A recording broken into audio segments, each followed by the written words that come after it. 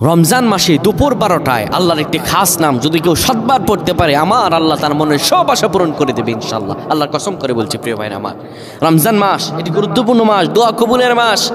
রমজান শাহরু রমাদান, এই যে রমাদানে আল্লাযী উনজিলা ফিল কোরআন, আমার আল্লাহ কোরআন নাজিল করেছেন। সুবহানাল্লাহ, কোরআন নাজিলের মাস রমজান মাস। কোনো ব্যক্তি যদি রমজান মাসে দুপুর 12টা যখন বেড়ে যাবে, দুপুর 12টা বেজে যাওয়ার পরে মানুষগুলো তখন যদি আল্লাহ তাআলার এই খাস নামটি 7 বার পড়তে পারে, আমার আল্লাহ তার সব দোয়া কবুল করে দিবেন। কি অবস্থায় আছেন আপনি?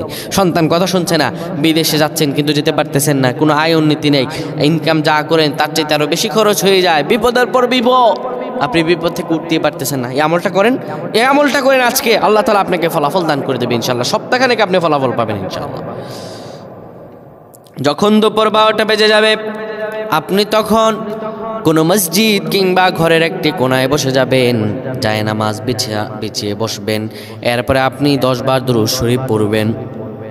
এরপরে আপনি 7 বার পড়বেন আর রহমান আর রহমান আর রহমান। এরপরে আবার 10 বার দুরূদ শরীফ পড়বেন, 3 বার ইখলাস পড়ে আল্লাহ তাআলার কাছে দোয়া করবেন।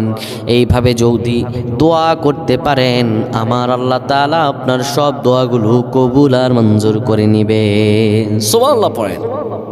রমজান মাসে দুপুর 12টায় আল্লাহর একটি খাস নাম যদি কেউ 7 বার পড়তে পারে, আমার আল্লাহ তার মনের সব আশা পূরণ করে দেবে ইনশাআল্লাহ। আল্লাহর কসম করে বলছি প্রিয় ভাইরা আমার, রমজান মাস এটি গুরুত্বপূর্ণ মাস, দোয়া কবুলের মাস।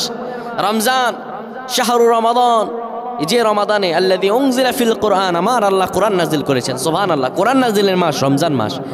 কোনো ব্যক্তি যদি রমজান মাসে দুপুর 12টা যখন বেড়ে যাবে,